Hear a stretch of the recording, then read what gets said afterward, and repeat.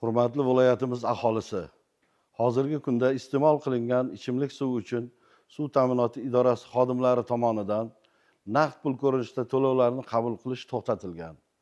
Shu munosabat bilan iste'molchilar tomonidan amalga oshiriladigan to'lovlar faqat elektron tizimlar orqali amalga oshirilishi belgilab qo'yilgan.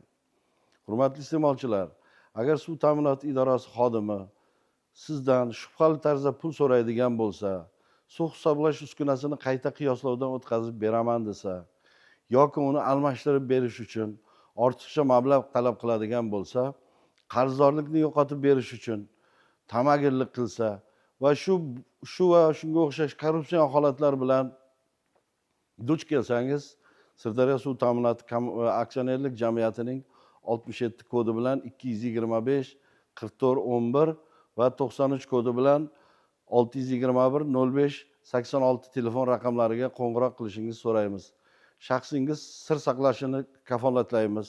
Hozirgi kunda eng ko'payib ketgan holatlardan biri suv idorasi xodimlari tomonidan suv hisoblash uskunalarini o'rnatish va ularga tamg'a qo'yib, suv ta'minotiga tegishli bo'lgan dasturga kiritish muammosi paydo bo'lgan.